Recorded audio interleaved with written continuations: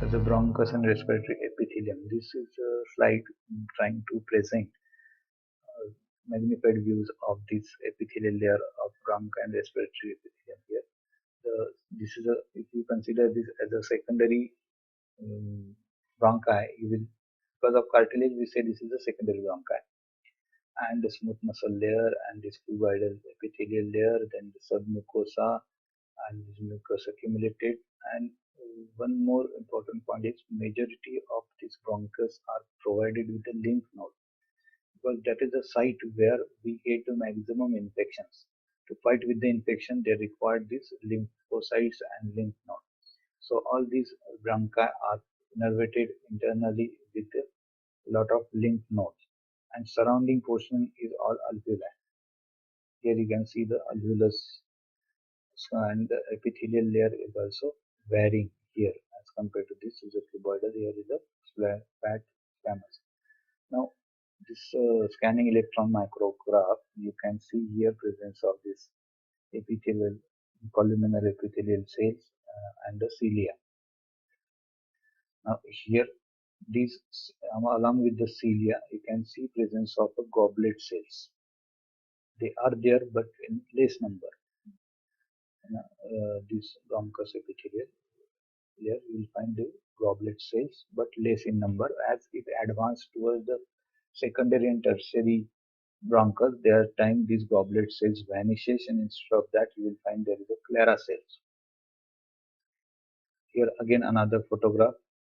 If you see more and more number of such color photograph and try to understand the structure, this will help you to identify slide in the practical process.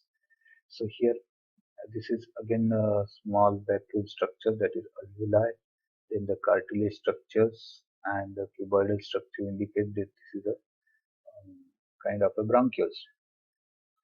Here again, this is empty portion indicate the alveolar duct, and because of this dark line cuboidal epithelial layer, you can say this is a bronchiole and not a alveolar duct. It is a bronchiole because they have this dark color cuboidal cells here, and all these other alveolar duct portions and all these small irregular shaped round structures, round tube-like structures, all these irregular tube-like structures are the alveoli, collapse alveoli, but actually they are in a perfectly round globule-like shape. Now here in this scanning electron micrograph, now the concept will get more clear. All these black color structures, they are alveoli, and in between the many arranged centrally opening alveoli, central portion is the alveolar duct. Now these are the respiratory bronchi, and they are showing giving these branches. Also, you can say that all alveolar duct collect together to form this tertiary bronchi and then secondary primary bronchi. So in this scanning electron microscope, you can see these all alveoli, all these hollow space you see here. These are the alveoli, respiratory surfaces, and they are lined with the squamous epithelial cells. Just to revise this text, respiratory portion, alveolar duct and alveoli. Ducts are lined by squamous alveolar cell, type 1 pneumocytes, with knob of a cuboidal cell. Each duct functions as a corridor to connect several alveoli. Or every alveolar duct serves as a connector for many alveoli. So all alveoli opens centrally and forms this duct. You can say anyway. So what is there in an alveoli? It contains about 95 to 97% type 1 pneumocytes. They are flat, dark, oval nucleus and thin cytoplasm. Small percentage of type 2 pneumocytes can divide and replace type 1 cells. So they are exchanging, they go on replacing this type 2 goes change into the type 1 cells, and they are large polygonal cells at the corner of the alveoli. The secret components of pulmonary surfactant. Now, pulmonary surfactant, that surfactant is required in respiratory surface to facilitate absorption of gases, exchange of gases. So to reduce the surface tension in an internal mucus or moist watery content lining on a epithelial tissue, our respiratory system is producing that surfactant. Because of surfactant, quickly oxygen and CO2 get exchanged over that surface. So that surface pulmonary surfactant are produced from these type 1 cells in the alveoli. Thereafter, these are they are lined by septa, blood-air barrier for case in case of exchange formed by the delicate connective tissues and capillaries.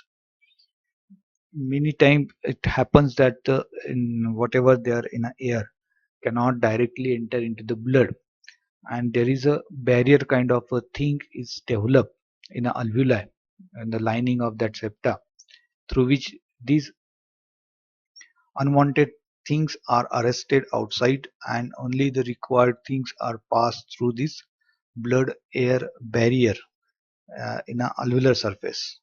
Then alveolar macrophages like phagocytic cells, aka dust cells, aka dust cells they are located in a septa, often contain phagocytosis materials. So these are, you can say, they are defense cells present in a alveolar alveolar sac, and they are called as a dust cells or dust cells, phagocytic cells.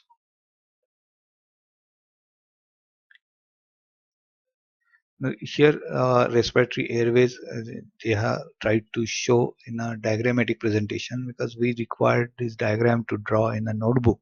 So I have included this slide here while showing the alveoli and the connection of alveoli with the bronchus. You can use this diagram. These are the bronchus and the lining, the cuboidal lining of epithelium. Here is the clara cells at these junctions, and these are the alveolar duct and alveoli. Okay, then, if you want to show the magnified views of this respiratory bronchial, you can show like this. Uh, in the round, you show this cuboidal cell lining, and here the flat squamous epithelial lining. So this will be the alveoli, and this will be the that respiratory bronchial portions, and presence of the smooth muscles around. Here there are clara cells, cuboidal cells. They are clara cells without any cilia, simple cuboidal epithelial cells. And if you want to draw the alveoli and the alveolar duct, you can use such diagram. You show these round portions of alveoli at the junction of these two round centrally located toward the ducts. You show these clara cells, and these are the empty alveoli and surrounded with the elastic fibers. Now, always we say that there is the site where gaseous exchange take place. So gaseous exchange take place between the blood. So all these alveoli are surrounded with lot of capillary networks. That capillary are so thin that all that plasma, RBC, everything come in contact with the air because of blood air barrier. Through this capillary, all that exchange take place, and so all that lung is fully innervated with the capillaries. Every alveoli is surrounded with a lot of capillaries. So here the red spot is shown is of a capillary. Now here in this actual dye injected photograph of lungs, you can see this lining indicate the capillary, and the hollow portion you see, that is a alveoli. Here a scanning electron micrograph of alveoli, you can see the hollow space. All hollow spaces indicate the alveoli. Here, if you try to see only the capillaries surrounding the alveoli, it look like this. Now here alveoli is removed and the hollow capillary portion is there around the alveolus. So these are the network of a capillary. This is a network of capillaries surrounding the alveoli. When you remove this alveoli, you will find this kind of a hollow portions with the capillary network surrounded.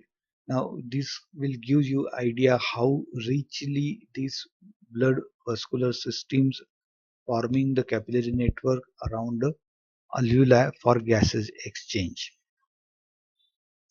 Now here for sake of a drawing in your notebook, you can refer this diagram. Now here they tried to show all the components of a alveoli. So we'll start with this atria, that is the opening of a alveoli, through which if you thereafter this flat squamous epithelial layer. So air enters through this atria and fill this gap. Now these are the simple squamous epithelial tissues and they are termed as a type 1 alveolar cells. Okay.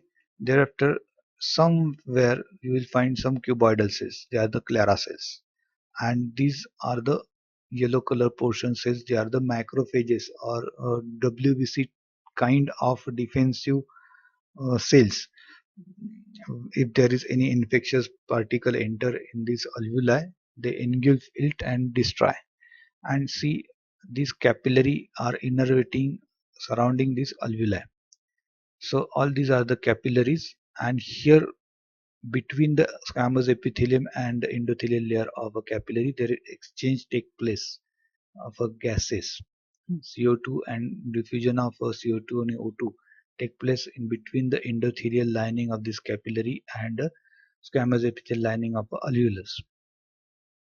Now here these are the elastic connective tissue fibers are providing maintaining the architecture of that alveoli hanging in a lungs.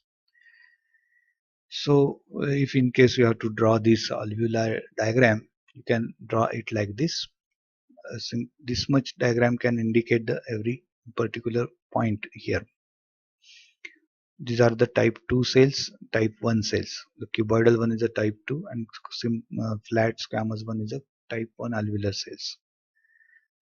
This is to confirm in a scan electromicrograph. You can see enlarged view of a alveoli. These are the capillaries. This is the alveolus, and these are the cells, alveolar epithelial cells. Now this is a type 2 alveolar cell. Okay, these are the type 1 alveolar cells. These are the flat type 1 alveolar cells here. These are the capillary endothelial cell lining, and these are the RBCs, alveolar macrophages. Now this is alveolar epithelium. Here is a alveolar epithelium, and alveolar macrophages remain suspended in alveolus, waiting for any virus or bacteria to enter in alveoli as soon as it gets destroyed by these macrophages. And these are the alveolar epithelium layer. Alveolar space or septa. Here, the septa means a layer where you find type 1 and type 2 cell embedded. So this is type 1 pneumocyte which forms the squamous epithelial layer, and type 2 pneumocyte which form the secretory portions which produce that surfactant. Here in a electromicrograph you can confirm the presence of these cells. This is a that basal lamella between squamous alveolar epithelium. These are the type 1 cells, and this is a capillary endothelium.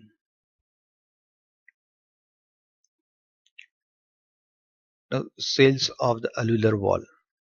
Alveolar wall, we already seen this structure, but here they have shown it in a more magnified form.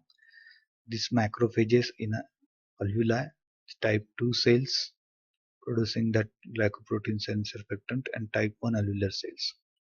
So capillary and the endothelial cells surrounded with this type 1 alveolar cells. Now someone may ask you question, which cells are involved in a gases exchange?